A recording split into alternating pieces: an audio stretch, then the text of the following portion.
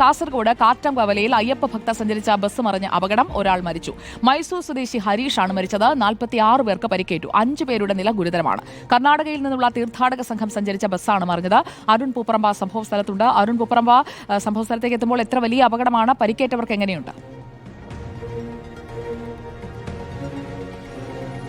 സുജിയ, വലിയ അപകടമാണ് ഉണ്ടായിട്ടുള്ളത്. കാറ്റാം കവലയാണ് ഇത് വലിയൊരു ഇറക്കമാണ്. അതിൽ റോഡരികിലെ ഒരു താഴ്ചയിലേക്കാണ് ഈ അയ്യപ്പ ഭക്തർ സഞ്ചരിച്ച വാഹനം, ഈ ബസ് മറിഞ്ഞത്. 56 പേരായിരുന്നു ഈ ബസ്സിൽ ഉണ്ടായിരുന്നതെന്നാണ് നമുക്ക് ലഭിക്കുന്ന വിവരം. അതിൽ ഒരാളുടെ മരണം ഇപ്പോൾ സ്ഥിരീകരിച്ചിട്ടുണ്ട്. മൈസൂർ സ്വദേശിയായിട്ടുള്ള ഹരീഷാണ് മരിച്ചത്. മറ്റ് 45 പേർക്ക് കൂടി പരിക്കുണ്ട്. അതിൽ 5 പേരുടെ പരിക്ക് ഇപ്പോഴും ഗുരുതരമായി തുടരുന്നു എന്ന വിവരം കൂടി ലഭിക്കുന്നുണ്ട്. പരിയാരം ഗവൺമെൻറ് മെഡിക്കൽ കോളേജിലും അതോടൊപ്പം ചെറുപുഴയിലെ സഹകരണ ആശുപത്രിയിലുമാണ് പരിക്കേറ്റവരെ പ്രവേശിപ്പിച്ചിട്ടുള്ളത്. ഇവർ ഈ തീർത്ഥാടനം, അതായത് ദർശനം കഴിഞ്ഞ് തിരിച്ച് ഈ കാറ്റാംകവല പാണത്തൂർ വഴി തിരിച്ച് ഈ സുള്ളിയ ഭാഗത്തേക്ക് പോവുകയായിരുന്നു. അതിനുശേഷം ധർമ്മസ്ഥലയിലെത്തി മാലയൂരിയതിനു ശേഷം ഇവരുടെ സ്വദേശങ്ങളിലേക്ക് പോകുന്നതിന് വേണ്ടിയിട്ടുള്ള ഒരു തീരുമാനത്തിലായിരുന്നു. അതിനിടെയാണ് ഈ ദാരുണമായ അപകടം ഉണ്ടായിട്ടുള്ളത്. നാട്ടുകാരോടുകൂടി നമുക്ക് ചോദിക്കാം. ചേട്ടാ, ഇത് എത്ര മണിക്കാണ് ഈ അപകടം ഉണ്ടായത്? ഉദ്ദേശം 1 മണിക്കൂർ ഇപ്പം കഴിഞ്ഞു അപകടം നടന്നിട്ട്. ഞങ്ങൾ എത്തുമ്പോഴത്തേക്കും ആൾക്കാരൊക്കെ രക്ഷാപ്രവർത്തനം നടത്തിക്കൊണ്ടിരിക്കുവാണ്. 2 പേരുടെ നല്ല ഗുരുതരമായിരുന്നു. ഒരു കുട്ടിയുടെ തലയിലെല്ലാം നിറച്ച് ബ്ലഡ് ഉണ്ടായിരുന്നു. കയ്യ് ഇങ്ങനെ വളഞ്ഞ ഒരവസ്ഥയിലുണ്ടായിരുന്നു. ഏകദേശം 40 പേർക്കും പരിക്കുണ്ട്. 10 പേരെ നോർമലായിട്ട് ഇവിടെ കണ്ടുള്ളൂ. നേരെ ഈ റോഡിൽ നിന്ന് നേരെ ഇങ്ങോട്ട് നിയന്ത്രണം തെറ്റി നേരെ താഴ്ച, വളരെ അതീവ ഇറക്കമുള്ളൊരു സ്ഥലമാണ്. ഇവിടെ ഈ വണ്ടികൾ കാറ്റാങ്കാല ഭാഗത്തു നിന്ന് പരിചയമില്ലാത്ത വണ്ടികൾ ഗിയറിൽ വരാതെ ഇരിക്കുന്നതാണ് മെയിനായിട്ട് അപകടം. ബ്രേക്ക് ചവിട്ടി ലൈനർ ചൂടായി ബ്രേക്ക് ഫെയിൽ ആവുകയാണ് സാധാരണ ഇവിടെ സംഭവിക്കുക.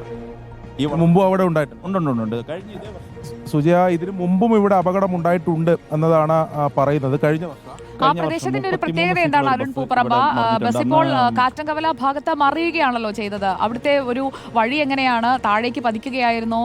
താഴ്ചയുള്ള പ്രദേശമാണോ? ആ പ്രദേശം കൂടി ഒന്ന് നമുക്ക് പ്രേക്ഷകരെ കാണിക്കാം. തീർച്ചയായും സുജയ, ഇത് വലിയ ഇറക്കമാണ്. അതോടൊപ്പം തന്നെ വലിയ കൊടിയ വളവുമാണ് ഇവിടെയുള്ളത്. നമുക്ക് അതിൻ്റെ ദൃശ്യങ്ങൾ കൂടി കാണാം. ഇപ്പോൾ ഇവിടെ നിരവധി നാട്ടുകാരൊക്കെ ഉണ്ട്. ഇത് വലിയൊരു ഇറക്കമാണ്. ആ ഇറക്കം അതോടൊപ്പം അതിനൊപ്പം തന്നെ വളവും. അങ്ങനെ പെട്ടെന്ന് ഇവർക്ക് ഈ പാതയൊന്നും പരിചയമില്ലാത്ത ആൾക്കാരാണ്. അത് പ്രത്യേകിച്ച് കർണാടക സ്വദേശികളായിട്ടുള്ള തീർത്ഥാടകരാണ്. അപ്പോൾ പെട്ടെന്ന് നിയന്ത്രണം വിട്ട് ഈ വളവിൽ നിന്ന് താഴേക്ക് മറിയുകയായിരുന്നു. അത് നേരെ വന്ന് പതിച്ചത് ഇവിടെ ഉണ്ടായിരുന്ന ഒരു തെങ്ങിലാണ് എന്നതാണ് നമുക്ക് മനസ്സിലാക്കാൻ സാധിക്കുന്നത്. ഈ കഴിഞ്ഞ വർഷം ഇവിടെ അപകടം ഉണ്ടായത് ഇതേ സ്ഥലത്ത് തന്നെ. കോഴക്കണ്ട് ലോറി മറിഞ്ഞ ഒരു 6 പേര് മരിച്ചു, അന്യസംസ്ഥാന തൊഴിലാളികൾ. വളവിൽ തന്നെ നിന്നിട്ട് തന്നെ ഈ ഇടയ്ക്കാണ് ഒരു പാസ്റ്റർ മരിച്ചിട്ട്, ബൈക്കിടിച്ച് മരിച്ചിട്ട്. റോഡൊക്കെ നേരെ വലിയ വളവ് ഇറക്കും. കാരണം വെച്ചാൽ ഇവർക്ക് പരിചയമില്ല. ഇവിടെ വന്നിട്ട് ഭയങ്കര ഒരു വളർച്ച കിട്ടാത്ത ഒരു അവസ്ഥ വരും. അത് തന്നെയാണ് നാട്ടുകാർ പറയുന്നത്.